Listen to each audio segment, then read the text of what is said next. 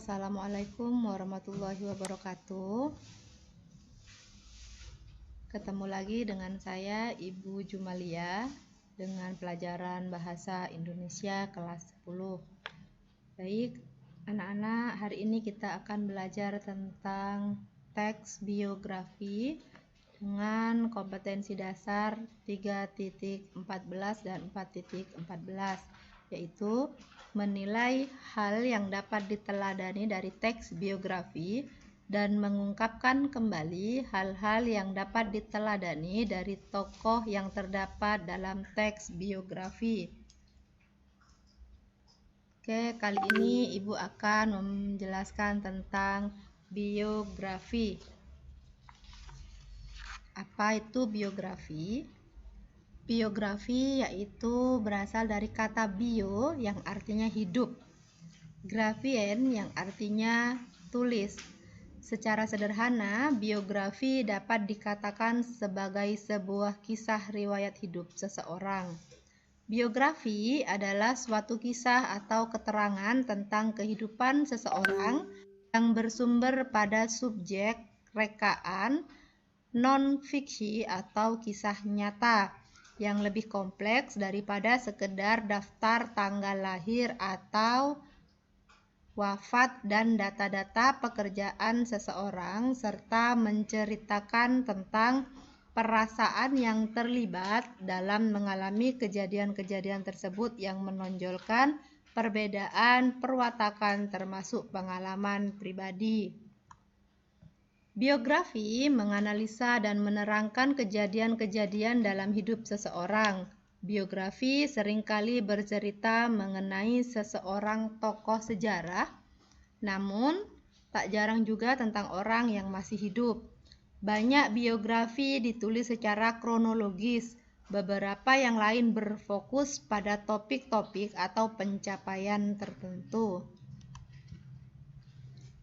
Di sini Ibu lanjutkan, biografi memerlukan bahan-bahan utama dan bahan pendukung, yaitu pertama, bahan utama dapat berupa benda-benda seperti surat-surat, buku harian, atau clipping koran. Yang kedua, bahan-bahan pendukung biasanya berupa biografi lain, buku-buku referensi, atau sejarah yang memaparkan peranan subjek biografi itu. Di sini macam-macam biografi berdasarkan sisi penulis. Yang pertama, ada autobiografi.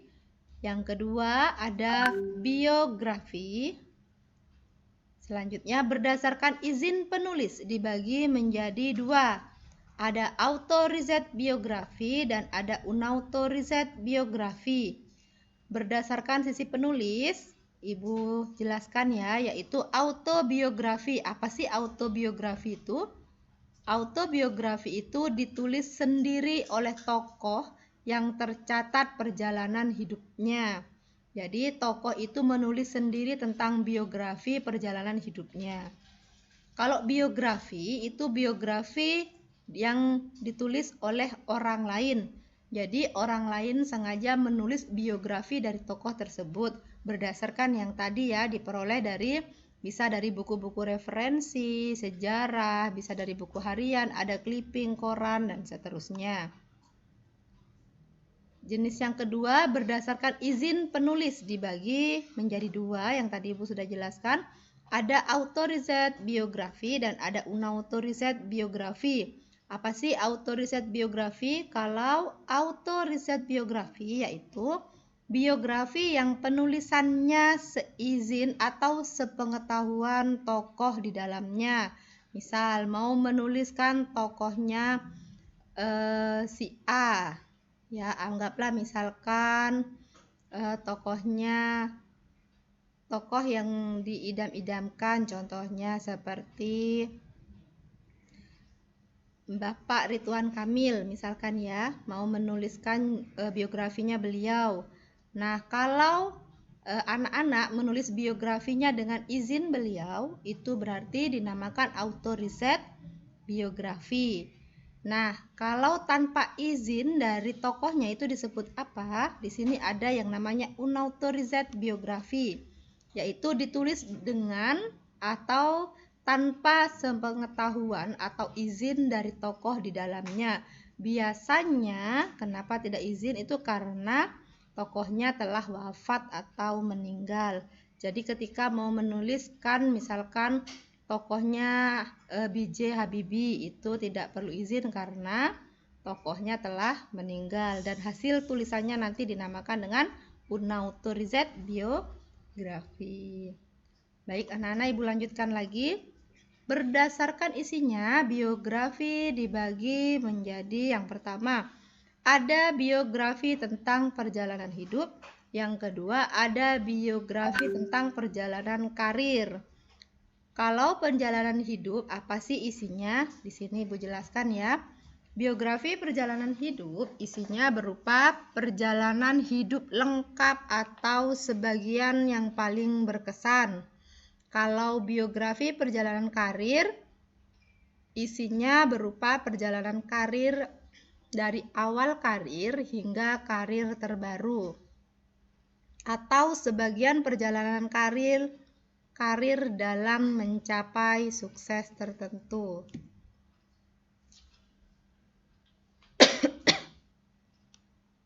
Oke, Ibu lanjutkan lagi. Berdasarkan persoalan yang dibahas, di sini misalkan ada biografi tentang politik, ada biografi tentang intelektual biografi, dan ada biografi tentang jurnalistik atau biografi sastra. Kalau biografi politik yaitu penulisan tokoh-tokoh di negeri ini dari sudut politik.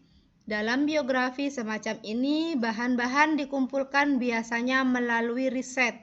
Namun, biografi semacam ini kadangkala tidak lepas dari kepentingan penulis ataupun sosok yang ditulisnya. Yang kedua, intelektual biografi, yaitu yang juga disusun melalui riset dan segenap temuan, dituangkan penulisnya dalam gaya penulisan karya ilmiah atau gaya penulisannya ilmiah. Yang ketiga, biografi jurnalistik ataupun biografi sastra, yaitu materi penulisan biasanya diperoleh dari hasil wawancara terhadap tokoh yang akan ditulis maupun yang menjadi rujukan sebagai pendukung penulisan.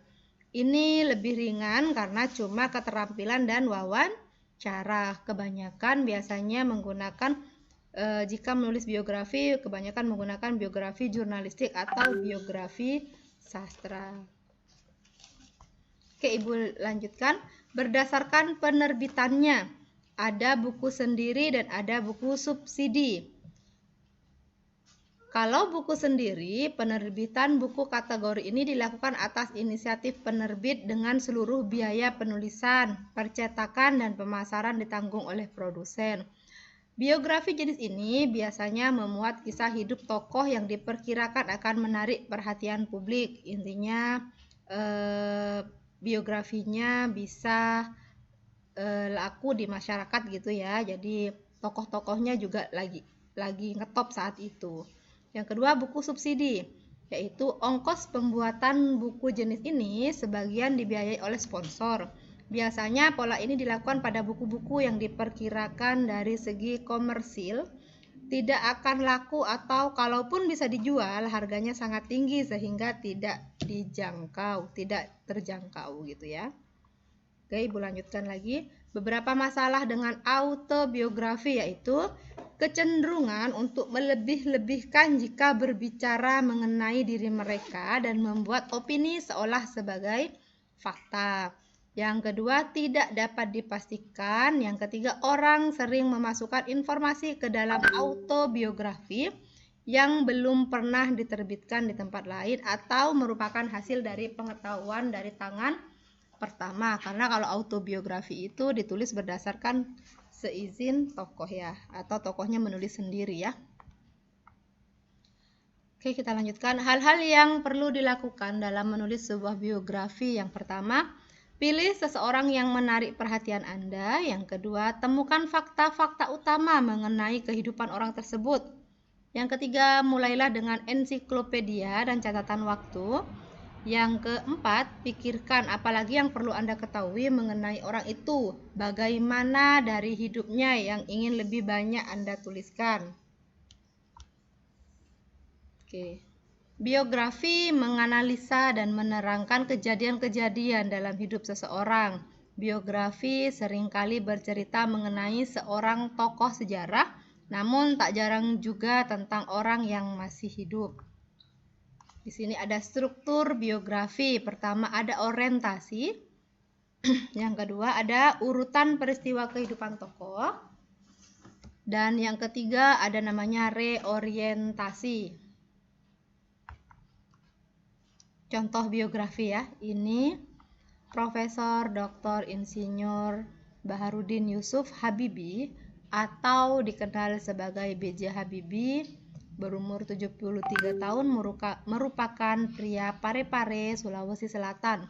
Kelahiran 25 Juni 1936. Habibie menjadi presiden ketiga Indonesia selama 1,4 tahun dan 2 bulan menjadi wakil presiden RI ke-7. Habibie merupakan blaster antara orang Jawa, ibunya orang Jawa dengan orang Makassar ya. Jadi ayahnya itu orang Makassar. Ini contoh singkat biografi tentang B.J. Habibie. Dan ini kelanjutannya, ini masih tentang biografinya B.J. Habibie ya. Jadi dia akan dijelaskan dari mana tentang latar belakang pendidikannya ya, dia kuliah di mana. Di sini namanya biografi ya. Jadi harus lengkap. Nah, sampai di sini, sampai karirnya juga ya. Karirnya bagaimana? Jadi membuat biografi harus memenuhi struktur seperti ini. Ada orientasi, ada pengenalan awal. Yang kedua ada urutan peristiwa kehidupan tokoh. Jadi mulai dia sekolahnya bagaimana, di mana, prestasinya apa saja yang sudah diraih ya. Karya-karyanya beliau apa saja ya. Dari urutan peristiwa kehidupan tokohnya. Dan reorientasi itu penegasan ulang atau kesimpulan. Nah, ini Habibie mendalami bidang desain dan konstruksi pesawat terbang tahun 1965. Habibie menyelesaikan studi S3-nya dan mendapat gelar doktor insinyur atau doktor teknik dengan indeks prestasi cum laude.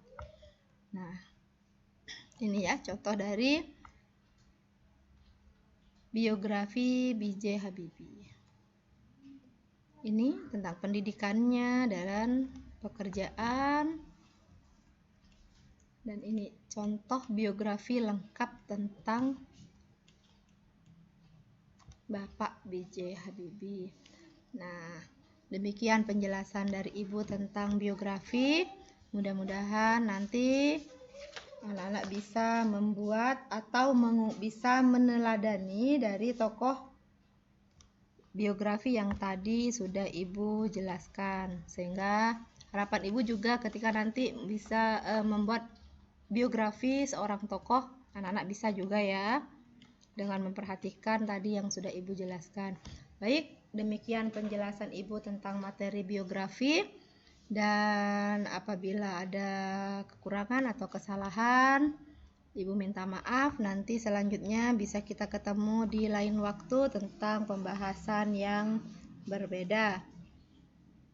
Dan Ibu akhiri, apabila ada yang salah mohon dimaafkan ya.